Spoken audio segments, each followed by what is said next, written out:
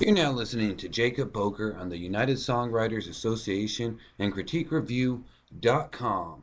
Today we're going to talk a little bit about Songwriters Education, try to help songwriters out there, musicians out there, educate themselves a little bit about the industry, what's going on in the industry, and maybe a couple different aspects to look at the industry. We're going to be touching a little bit on working on what you have versus living in a perfect world, money versus projects, accessibility via the computer, attitude versus momentum, my Justin Bieber theory. Sorry, I hate to say it, so didn't even want to come out. And a couple other things. What we're going to do is get into the intro real quick, then I'll come back. We'll talk about this. I have some interviews. I've interviewed Gary Pennington. He's worked a lot with the college circuits. He's going to show you and talk to you and help you get into the college circuits if that's what you're interested in as a musician. Also, just a little bit about the industry in a whole. Also, just a couple quick marketing minutes, and then we're just going to be talking also. Play a little bit of music in between so I don't bore you guys too much. I do apologize. I'm not the best DJ, but I'm going to give it my best shot. What I really want to try to accomplish through this show is educating the songwriters, the musicians, and the industry. So I am not the best DJ. I do apologize, but I am going to give it my best. So let's get into a little bit of a song and the intro, and I'll get right back with you. This is Jacob Boker with the United Songwriters Association and CritiqueReview.com. I have some great news for our listeners. I'm here to say you can now listen to our radio broadcast via the phone. Dial 619-550-0516. Channel 3, 619-550-0516. Channel 3. In June and July, just a foreign country. Too bad I lost you and you'll never find me. I remember the way your eyes would stare right at me, and the way it would attract me. When we got back, it just wasn't the same.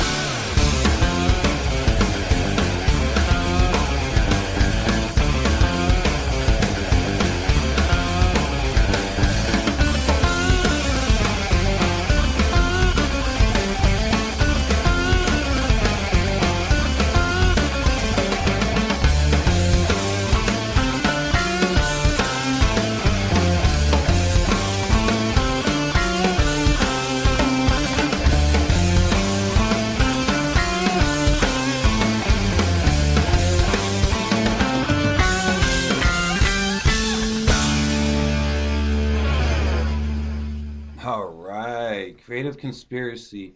Make sure you check out the Creative Conspiracy, actually on the same radio network that you're listening to now.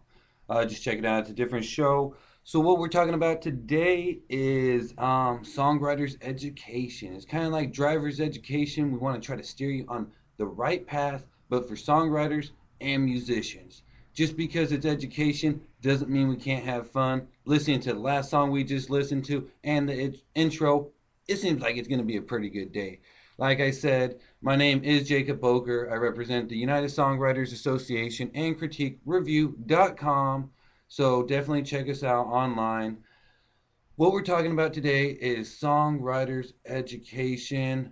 Just trying to educate the musicians, the songwriters, and just anybody who's willing to listen. So let's have some fun. I am not a regular DJ. I'm just trying to educate you guys. I've been doing a lot of studies and a lot of marketing analysis within the last couple months and years just to try to figure out what's going to help you guys, what works, what doesn't. We've been down long roads, short roads. It's been a tough trail, but I think today what we're going to do is start trying to lay the path for the what is what and the who is who. Because even me coming in, I'm not a musician. My mom is a musician. She's a songwriter. She's been writing songs her whole life. I really feel like the industry is a monster, and there has to be some way to find some control for the musicians, for the artists to figure out which direction you should go. So let's jump into it. First of all, I want to start talking about working with what you have versus living in a perfect world. Pretty much, if you're gonna wait to release your album, your record, your video, your song until you hit like the Bon Jovi level, the Rolling Stones, something huge like that, I have some bad news for you.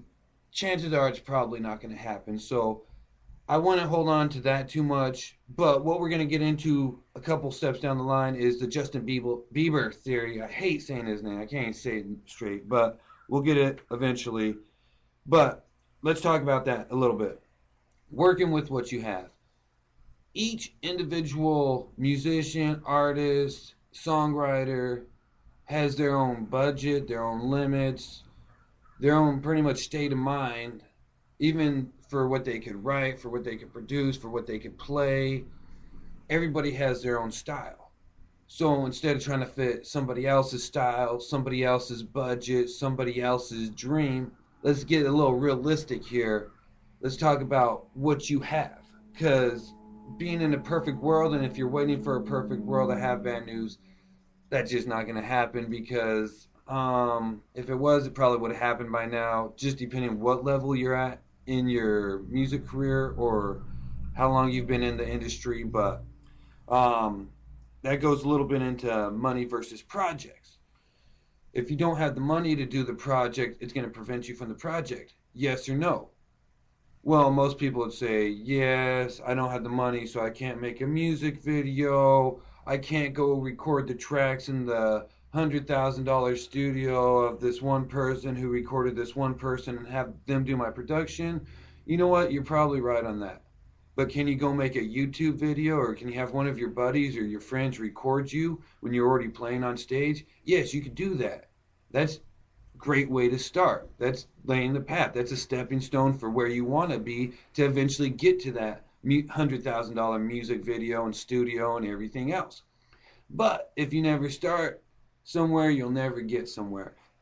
So the key to the thing is try to get as much exposure as you possibly can. Maximizing what you're already doing. So if you're going out there and you're playing the Belly Up, the House of Blues, you're playing all the little local gigs around here, the open mics, well, you need to have one of your friends bringing a video camera, filming you. You could even, it's as easy as grabbing your phone and using the camera on there or the video on there, and then eventually just sending it to your email or sharing it on Facebook. It's all you really have to do. Technology nowadays makes everything easy. Everything easy. But I don't want to bore you guys. We're going to get into another song. we'll get back into talking this a little bit more. We do have Gary Pennington from the college networks. He's going to try to talk to you guys and help you to see how to better yourselves and maybe get in the industry. He's a vet when it comes pretty much to the music industry on all aspects. He's more of a production guy. You guys have to stay tuned. Check it out. You'll love it. Thanks to all the nice people at Spreaker. You can now visit all of our shows on YouTube.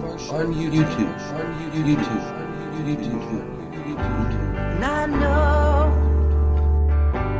that it's always mad. It's only to cover up. It's sad. And we all know it needs help. It hurts to hear it yell. Yeah, I guess it's down. And I guess it's down. I guess it's down. I guess it's down.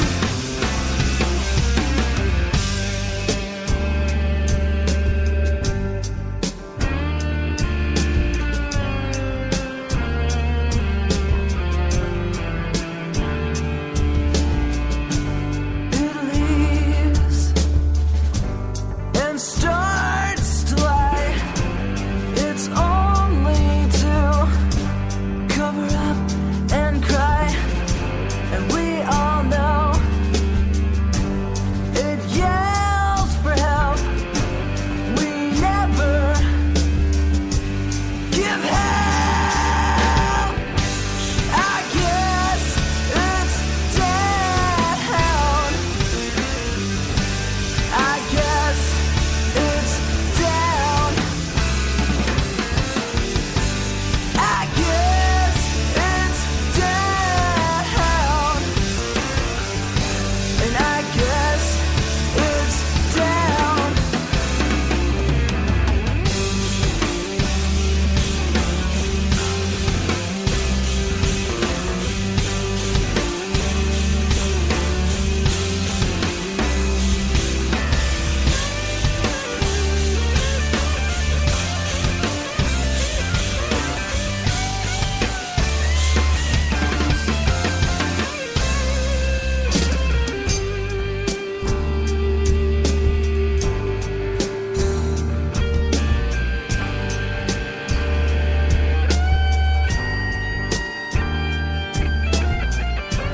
And I guess, and I guess,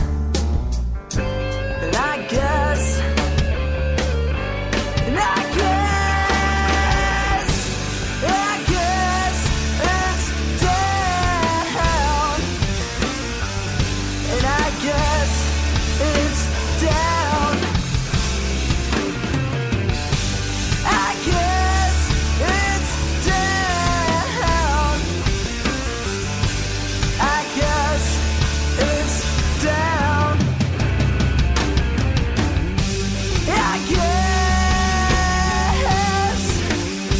Oh, I guess.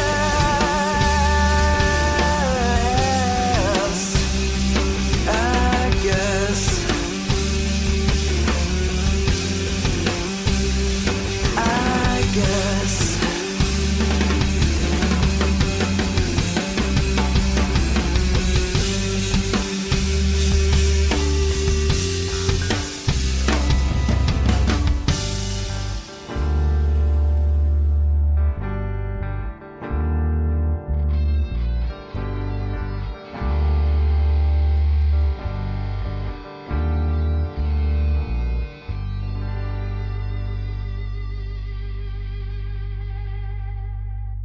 This is a marketing minute brought to you by the United Songwriters Association. Being an artist or a musician is a lot harder than it used to be. The internet, pirate downloads, a million different sites to promote yourself. Where should you start? Good question. First of all, think of the core of what you want to accomplish. Make sure it is clear.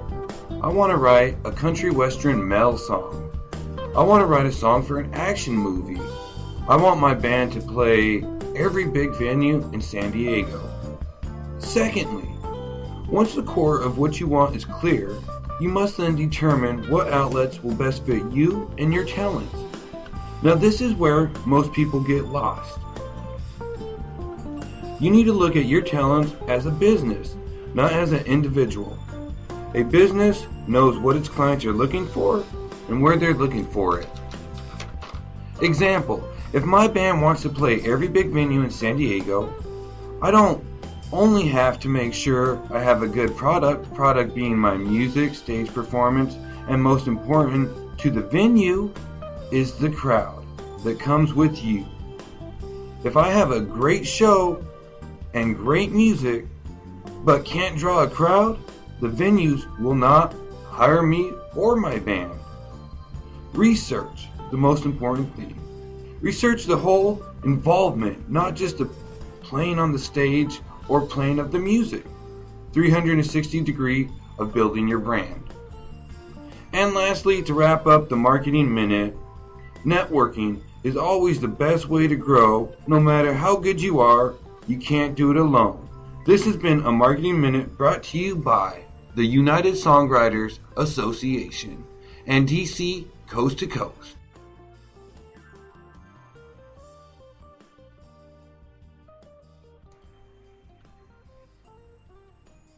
Cut the background. All right, I'm back again. We're about to get into the interview with Gary Pennington. He's been involved with the college circuit, actually pretty much the person you would go to as a band to get into the college. So he's the person you would try to talk to anyways. He's going to tell you what department to go to, who you should talk to, the who's who's, the what's what, and what's going on with the whole industry. Definitely a good friend of ours for pretty much my whole life. Been a real good friend of my mom's for years and years and years and years. So I'm really, really honored to play this interview. Unfortunately, we can't have him live, but we will get him live some point. He is a very busy man. I know he's doing a lot of shows all over the states. He's even doing some here up in Anaheim at the stadium. So let's get into the interview, then we'll be back after that. Welcome to the United Songwriters Association. Right now we're talking with Gary Pennington from Southwest Video Productions in Durango, Colorado. He's been in the industry of production, the media, the video, the audio for many, many years. He's done big gigs with huge artists, big artists, from little artists, from small productions to huge productions. We have the honor of speaking with him today. And can you introduce yourself, Gary? Well, thanks for giving me this opportunity. It's kind of nice being out here in Southern California from Colorado. In Colorado, we're already thinking that we're preparing for snow, so I know that's not on the minds of anybody out here. But yeah, I started into the media business in 1972 and have been in it as a career in various aspects ever since. Now, 1972, what were your inspirations to getting into the media and to getting into the video and the production end of the industry? Well, that's a good question, and here's the honest truth. I didn't like chemistry. I was bound and determined. As a matter of fact, this beat right here, this part of California, means a lot to me. And before I leave, I want to get over to the Scripps area and see the Scripps Museum, because as a kid, I grew up watching Flipper and Sea Hunt, and I wanted to be an oceanographer. Oh, absolutely. And I was absolutely determined that I was going to go to Scripps. And then I started taking the classes necessary to get into Scripps. Oh, nice. And that included chemistry. And chemistry didn't set well with me. At the same time, that was 1972, I grew up in Monte Vista, Colorado, and the local radio station hired high school kids to do the evening shift. Oh, wow. And a friend of mine was working there already. He says, "You ought to come up. It's it's kind of fun and da da da da." So I went in and applied for the job, and the general manager he didn't want to read my resume or anything. He just wanted to know one thing, and I'll tell you what that was in a second. He walked me into the production room, turned on the reel-to-reel recorder, shows you my age a little bit, and he handed me some teletype and said, "Read this." And he said, "Read about 5 minutes, and then shut it off, and then come get me." So he started the recorder going. I took this teletype paper, and it was newsprint, and read, shut it off, and he came in, rewound it, listened to it for, not very long, a minute or so. He says, "You're hired." And it wasn't because I had of my voice or anything like that. It was because I could read. And so really, I got into the business because I could read, and I could read out loud. And my voice could have been way up here like that. I think I would have gotten the job. Now, through the years, it has come down, but that's how I got started. So in 1972, I had a radio program on KSLV in Monte Vista, Colorado. 6 to 8 o'clock was country, and 8 to 10 was rock and roll. And All right. I did that. I worked there from 72 to 75. All right, so you start working for this radio station, start getting a little more involved with media, a little bit more with the production end. Where does your career really take off? Where do you really make that decision of, this is what I want to do, this is what I'm going to pursue, and I'm just going to go do this thing? When was that? What was it? I have a couple of turning points to answer that question. One, how I ended up in the concert business, in the entertainment business, is I had been working in radio for probably 10 years or so, and it helped promote some concerts through being a disc jockey. And I don't even know if they call them that anymore. I guess they do at clubs. But a gentleman came in and he says, "I need some commercials recorded for a Three Dog Night concert." And I said, "Well, sure, I'd be glad to record some commercials." And we started talking, and about an hour later I was a partner in this venture.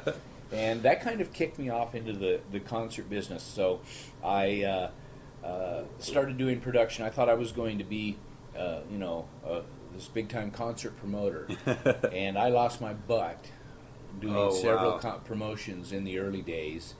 But I liked it, and it, I got the bug, and I liked the music. I'd been playing the music for years, and I really was getting it, and seemed to have a knack for it. And that turning point got me into concert production, and then I started working for Fort Lewis College in Durango, Colorado, in 1984. I had worked for about 12 radio stations before, from 72 to 84, and had really enjoyed it. But then I had a chance to get into media production. I was always interested in television, and that gave me a chance to get involved with the video part of the business.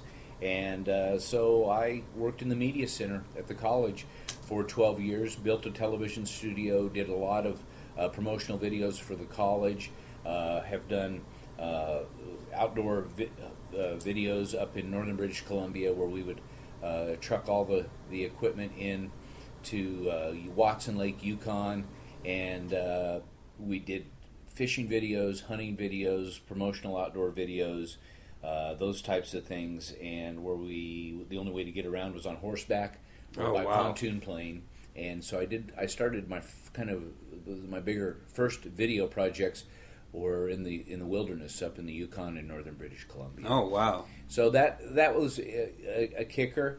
And then they built a concert hall at Fort Lewis College, and the president had known I'd been producing concerts on the side for a while. And they were going to run a job search for a manager, and they weren't quite ready. He says, "Would you like this position as an interim position for a year? And you can come back into the media department, or you can run the concert hall in a year. Let's see how a year goes." Well, the year went really well. And I took that concert hall. It was under construction, but it hadn't broke ground yet. And we opened in May of 1997. I started working on the project in March of 96. and preparing for the grand opening and writing all the policies and guidelines for running a concert hall. Went out and did a little research. Actually, a lot of the information I ended up using came out of Cal Poly in San Luis Obispo. They'd opened in 1996 their very nice performing arts center, and I'd gotten to know the manager there, and so that kind of evolved, and then the rest just kind of has flown by. In the time I was at Fort Lewis, I oversaw more than 1,200 productions, and that was in various stages. Sometimes I was just the facility manager. 400 or 500 of those, I was the promoter, but from booking it, picking the talent, and taking it all the way through. So wow, that's a lot of work. A lot of work. So, United Songwriters Association likes to try to help our artists and try to help the general public out there try to figure out better ways to get their name out there, maybe to get in certain like booking circuits. I know you're pretty familiar with the college circuit and how that all runs. A couple questions I have is, what would you look for when you'd be booking an artist for the type of event at the college, or to book an artist at the college? What type of criteria would they have to have, or what would you look for that would separate one artist from the other artist? Well, I guess I'd have to break that down into the demographic that I wanted to go after, because you cannot generally please everybody with all the time. So I would pick for the college students. I would bring the college students into it. I would know exactly what the current college sound was. I know what it was like when I was in college, which is what I would start to book when I was starting to book shows, and that was, mostly 70s rock and roll, 70s country and western when I first started. But the college is a whole new game. There's lots of ways to go about it. The internet obviously wasn't around when I started, and now it's the game. It is how to get the exposure and get things going. Well, definitely. Once we get the exposure online, or we do get to a college or facility, and say we have two artists that meet the same demographic of what you're looking for, and what would be maybe one factor that would separate one artist from the next? Maybe a little bit more established, maybe had more followers, maybe he had a better look, maybe he went with a theme and somebody, the other artist didn't go with a theme, he's just more plain. Would anything like that stick out to you more or less? Or well, if you look at it from the business side, you sit down and you watch the bottom line. Who's selling tickets? If you have a budget that will absorb the losses, if you don't get to break even or a profit margin, then if you have that budget, then you can give some new upstarts a shot. If you don't have the budget, and most colleges have a budget that is put out by the Student Activities Council that allows them the flexibility to try out new artists. I never had that flexibility, so when specifically for that question, I would watch box office scores, and I went by my gut. It was a gut reaction. Who was the demographic I was going for? How was I going to market to that demographic? And was I going to be able to get the numbers to make it work? What events are going on to go up against me? What's the competition doing? You try to stay away. I mean, I would do a rock and roll show if there was a country show going on the same night, because they were two different demographics, two different audiences. Absolutely. But you walk on that with eggshells, and you did, like you're walking on eggshells, and I did that in a small rural. I mean, Durango, Colorado is small. Fort Lewis College is only 4,400 students. The county of La Plata County, where I live, is 50,000. Well, smaller than the city of Oceanside. Exactly. It's a whole different ball game out here. It's a different. You got to be really specific, really succinct, and it's like throwing darts.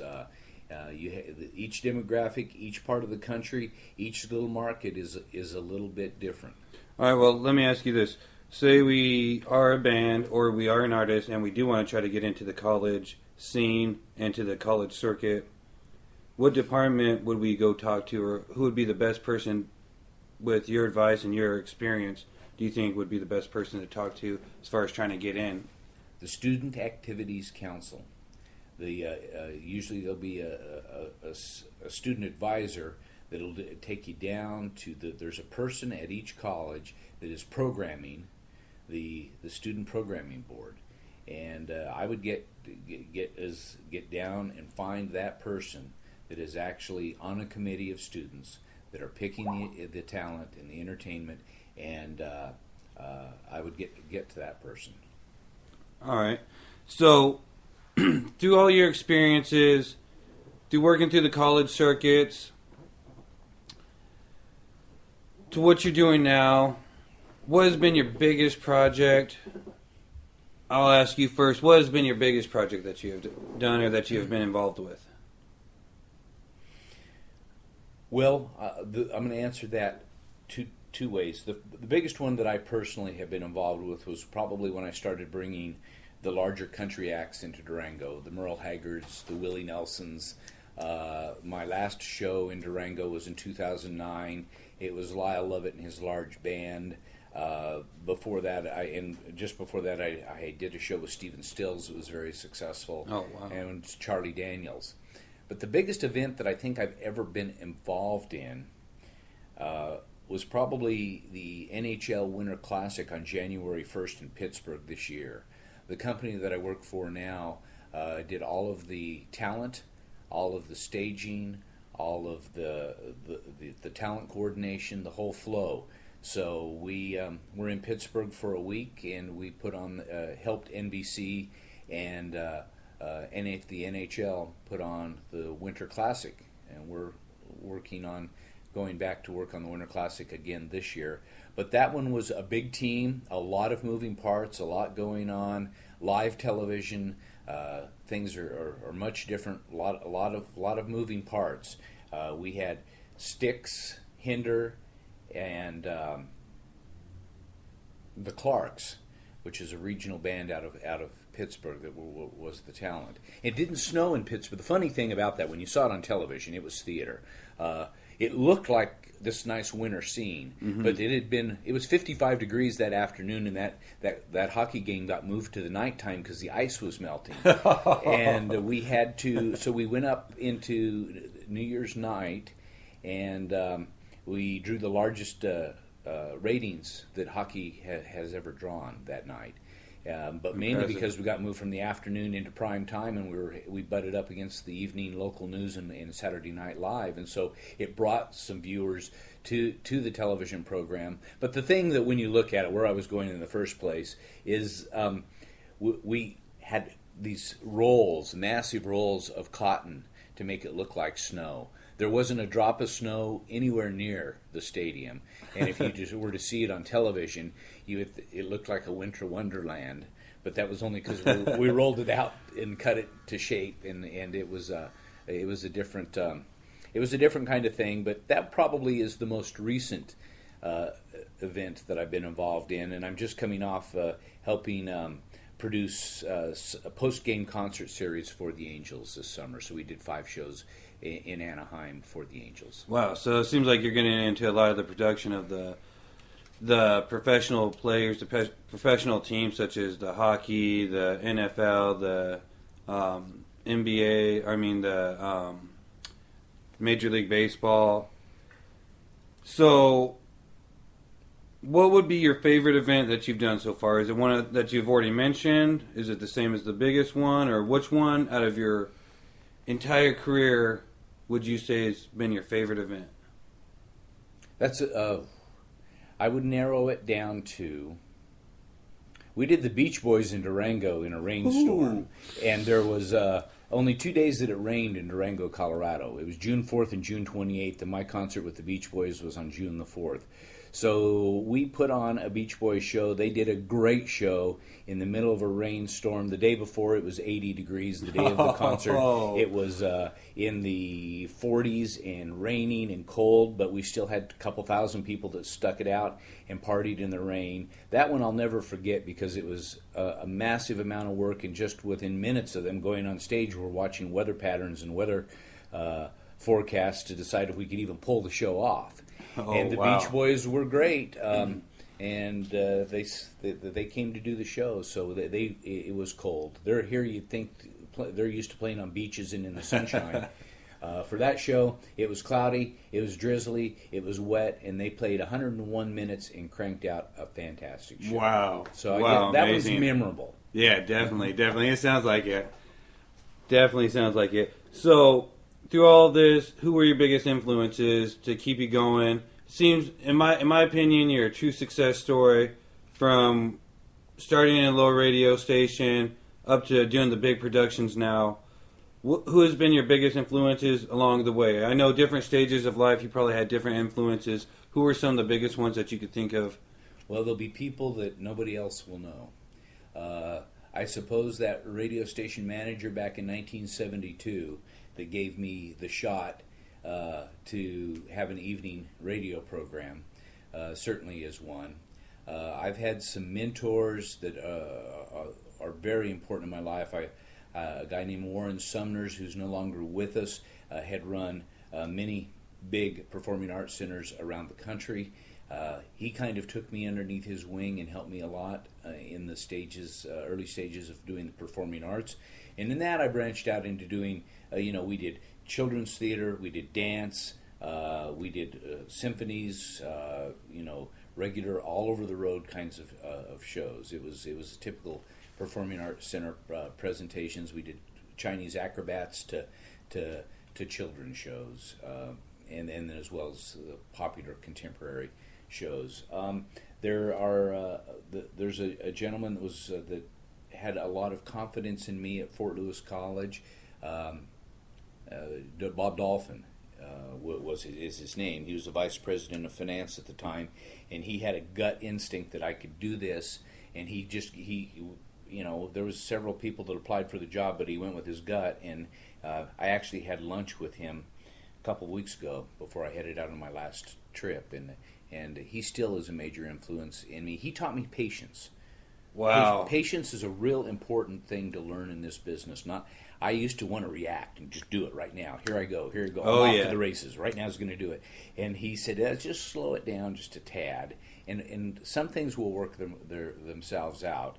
And you don't have to get tied up into the big old heavy controversial confrontations, So patience, and so it's people like that aren't well known, but had an influence on me in my life that have guided me and still do today, even if they're not around. I like that. It's just like an everyday person, just everyday people helping us out, supporting us, friends, family, acquaintances, Yes. co-workers. I love it. Yeah. What do you think the next big move for the industry is? What do you think is going to be the next big thing going on in the industry as far as the media, as far as everything going on? From your outlook and from your perspective, having the background experience and the seniority of just knowing, what really goes on in the industry or what you have seen go on throughout the industry. Well, if I had a crystal ball, that would sure help answer the question. But having looked into the crystal ball and just seen blank several times, it seems to me the obvious is electronic media. That being the internet, new ways to get videos out there. Look at the views some handheld video cameras are getting. Instead of bringing in top of the line studio productions, there's stuff that is being shot on telephones that are getting played on YouTube, and that's a phenomenon in itself. I saw something on television last night about a dog that said "I love you," and it had gotten 55 million hits Wow. on YouTube. That was shot on a handheld, a couple of $100 item, but yet it got that many hits. So it obviously is going to be the internet and ways to manipulate the internet to get your views up and to get people going that direction. I can't see if there's something else new on the horizon. The guys at Apple and Microsoft might know what it is, but I don't. Not yet. All right, now talking about that a little bit. For a person maybe interested as far as like a business or maybe an artist or a band, what if we wanted just to create and maybe hire a professional to do a little bit more than just a handheld camera? What would you say? I know it's kind of hard with so many variables, but what would you say we could say for average price just to make a video for a business, one, and then to make a video for an artist, maybe like a music video or some type of promotional video for them? Well, that's a hard question. The short answer is, who is the end result? Who do you want to see it? Start at the back end, or start at the end and work backwards. If you have a show, a song that you want to break on country music television, then you're going to have to shoot it in the formats and with the equipment that are made for country music television. If you are just trying to get some exposure, there was a story I remember that Joe Perry had shared, who is the lead guitar player. Joe, come on, Gary. I just had a blank on a major rock band, Aerosmith, and he.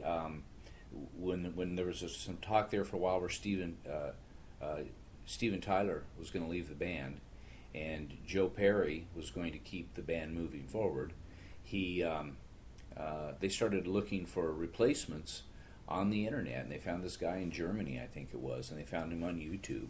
And, wow! And so it goes down to that simple of a process. Now, of course, the band held together, and they've been up and down and all around throughout the years, but that singer had actually been playing with Joe Perry, the Joe Perry Project, at that show, and he was excellent. He was very good. So he got a break just by having his YouTube stuff out there on YouTube. They put it on.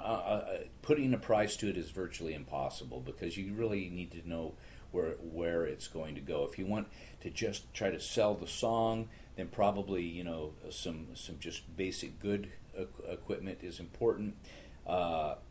Basic, which means a couple $1,000 camcorders and a couple $1,000 probably could do it. But what's most important is the sound quality. You can have good video and poor audio, and you've got a bad video. Yeah, I agree. If you have good audio and poor video, you can still have a good video. Because what's selling it is the sound. And it's always been the case in all the stuff I shoot video-wise. The sound is the key. You can have the cleanest, high-resolution video, but if it's garbly gook audio, nobody's going to want it. Oh, yeah, absolutely. I agree, especially if you're doing the big productions or big shows for the Angels or some other big corporate name out there. They're definitely going to want the nice sound, but also the production-wise, so it's important to have both. But I agree, if you didn't have that sound and it was just a whole bunch of people dancing down there, it wouldn't be what it was. So right. Well, definitely. And you have to pull it off at that level. I mean, the people have to leave having had a good experience, and we had 5 good shows with the Angels this summer, and hopefully they'll have us back to do some more next year. I feel that that's the direction we're going, but I'm also not the corporate marketing director at the Los Angeles Angels of Anaheim. Absolutely. So we definitely appreciate you coming on the show with us today, talking with us. You gave a lot of great insights, also great advice. If people want to contact you, if our viewers want to contact you, maybe get a hold of you, maybe they're interested in doing some video production or maybe need some help with some audio or something, media in general, maybe have you do some commercials for them or a radio show, what would be the best way to contact you, and how could they get a hold of you? Well, Gary Pennington at gmail.com, and it's Pennington with one N, Pennington, so it's Gary Pennington at gmail.com, and I am just launching my website. That has been a pain, and it still has sections that I don't have complete, but southwestvideoproductions.com is my new website. It hasn't been up but a couple of weeks, and it still has months of work, but there's a contact information there and a little bit more about me there. All right. So it's southwestvideoproductions.com? Yes. All right. Perfect. Well, we definitely appreciate you coming on the show. It's definitely been an honor. Probably going to follow up with you hopefully in a couple months, see how everything's going. Hopefully the website's done. And we definitely appreciate it. All right. Thanks a lot. My pleasure.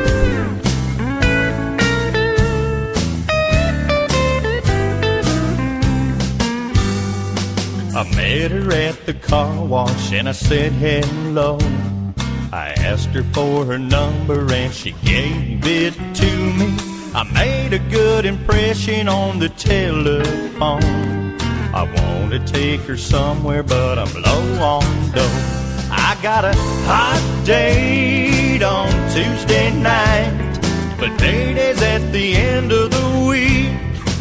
Ain't got no cold cash, and that's a fact. Feel so tight I squeeze. Borrowed a 5 from Clyde, got a buck from Chuck. What's a guy to do when he's down on his luck? Times are tough and mighty lean, but I got a date with the girl of my dreams. I'd like to wine and dine her, give her pink champagne, but how can I afford it on a beer light budget? My money card was eaten by the cash machine the very day I stumbled on the girl of my dreams. I got a hot date on Tuesday night, but payday's at the end of the week. Ain't got no cold cash, and that's a fact. Feel so tight I squeeze. Borrowed a 5 from Clyde, got a buck from Chuck. What's a guy to do when he's down on his luck? Times are tough and mighty lean, but I got a date with the girl of my dreams.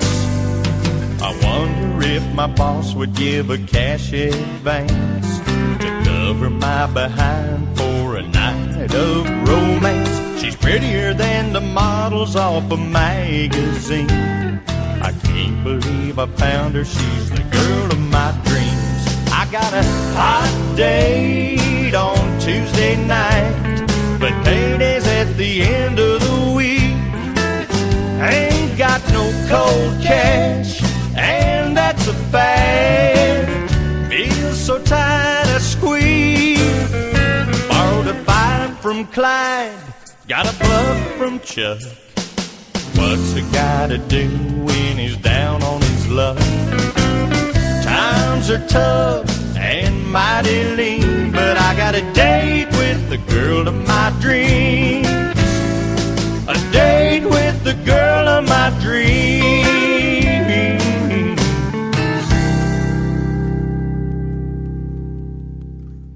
All right. Now we're back. Jacob Boker with the United Songwriters Association.com. Check us out on the web. We're talking a little bit about Songwriters Education. It's kind of like driver's education. I'm trying to get you to drive a straight path and know where you're going. In this industry, it's hard. Main reason I get involved is because of my mom. She's been a songwriter, singer her whole life. I feel like the industry is kind of taking advantage of her. I want to try to change that, but I want to not only change it for her. I've grown up around musicians and the whole industry. I want to try to change it for the industry and for the musicians. And there's only one way to do that, and I believe it's through education. Now, unfortunately, I'm not the best DJ and not the best person maybe to be on the radio. Can't speak the most fluent language, even English. But the thing is, I do have a lot to share with you, and I hope that you do get something out of it. I am going to talk to you a little bit here in a moment about the Justin Bieber theory and what we've talked about so far a little bit. Before the Gary Pennington interview was working with what you have, and it's not a perfect world if you're going to try to wait till everything's perfect. And in my beliefs and the Songwriters Association beliefs is you have to start somewhere. They're all stepping stones. Maybe you can't make that $100,000 video or be in that $100,000 studio and have the best record out, but you can put out a video, a YouTube. Not only when you're putting out a YouTube, if you're playing at a concert or a venue, it's as easy as having one of your friends use their phone, their mobile device, to actually record you through that, and you could post it through Facebook, Twitter, send it through email. You could do most stuff fairly easy, so there's not much of an excuse of, oh, I don't have the proper device or something. Somebody you know has to have a smartphone, first of all. Secondly, if you're going to be playing at these venues, you might as well take advantage of it. You might as well maximize your exposure. Not only are you playing in front of all these people, but now you have an opportunity to make a video or a YouTube, or even it's as simple as grabbing your phone and using the voice recorder. Now you have a recording. It may not be the best, but guess what? Now it's a recording. Now you could go out there, if nothing else, use it to listen to yourself, to improve with just listening to the things you liked, the things you didn't like. Maybe just listening to how the crowd interacted off of certain things, how they would move, get excited or calm, depending on the movements of what you've done. And crowd control is a huge thing. If you learn crowd control, wow, you know how to get the crowd excited, hyped up when you need to, or also calm down when you need to. But that means you're really pulling their emotions. They're feeling you. That's a good thing. Also, money versus the project. We may not have $1 million, but accessibility nowadays with the internet, the computers, the cell phones, the tablets, it's so easy to record yourself, even on a tablet. Most of them have apps that you can pretty much have a full recording studio. All right, maybe you don't have that $1 million producer behind you, but it's a start. It's a stepping stone. You could put something out there. You could go burn your own CD for pretty much 50 cents a quarter. Really cheap, really easy. Use it as marketing. Give them away, sell them, do whatever you can. That gets back to maximizing what you do. So now, if you have one of your friends recording you, and you also made some type of CD, maybe it's not the best. Give it away. Don't try to sell it. Just give it away. But make sure it has your Facebook address, your website, your Twitter. It has something to lead back to you, even your phone number. It may not be the best one, but if they liked you, just tell them hey, it's just the sample one, it's just our first one, it's just a demo.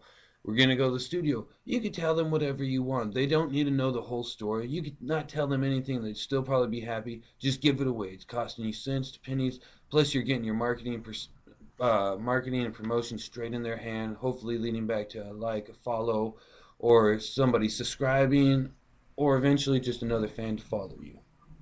So I'm going to talk a little bit about attitude versus momentum. I think everybody's attitude has a lot to do with where you're going to end up in the industry. If you have a good attitude, a bad attitude, how you handle situations, how your stage presence on and off, just your attitude in general, what people think about you. Is that also going with the whole momentum that you built up and the marketing that you've built up for yourself and the brand that you're trying to build up? Is your attitude going along with that, or is your attitude holding it back? Or maybe one of your band members or your songwriting partners.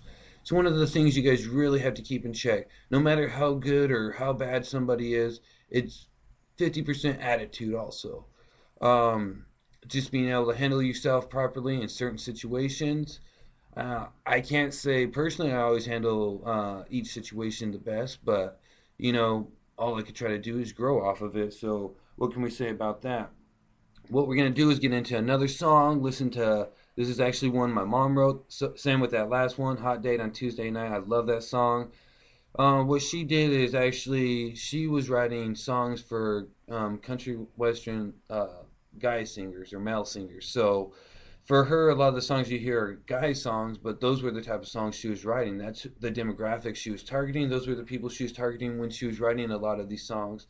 Now, a lot of these songs are perfect for nowadays times, but a lot of them were written in the 80s, the 90s. They were written for Waylon Jennings, Johnny Cash, Waylon, Willie, just, all the outlaws. So let's get into this. This is called Wild Horses and Wild Women. I like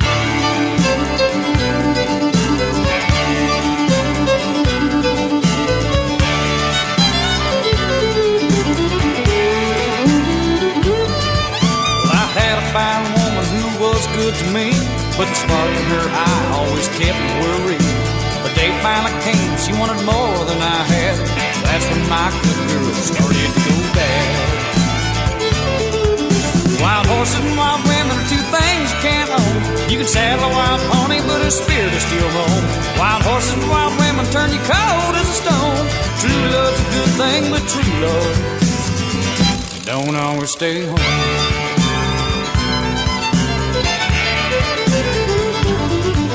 I bought her a mansion way up on a hill. I couldn't own her, no man ever will. She ain't into cooking or raising other kids. She just likes to honky-tonk like Hank Williams did. Wild horses and wild women, their blood runs the same. They'll pitch you in the dirt cause it's part of the game. Wild horses and wild women make you hurt when you're thrown. One breaks your heart and the other one just might break your bones.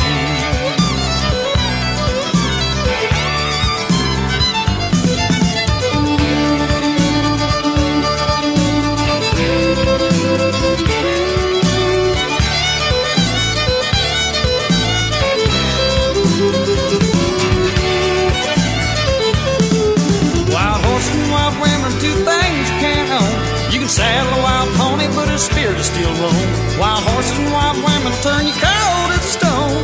True love's a good thing, but true love don't always stay home.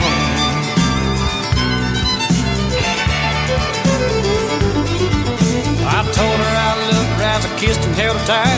She offered me her daytime, but I needed her at night. She don't like a steady life of being tied down, so I hit the road before the morning rolled around. Wild horses and wild women, their blood runs the same. They'll pitch you in the dirt, it's all part of the game. Wild horses and wild women make you hurt when you're thrown. One breaks your heart and the other one just might break your bones.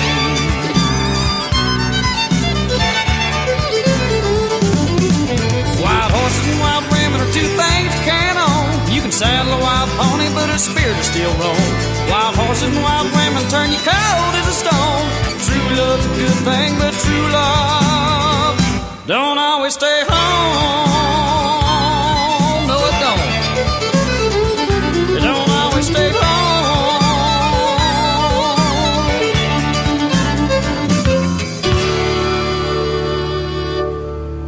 All right.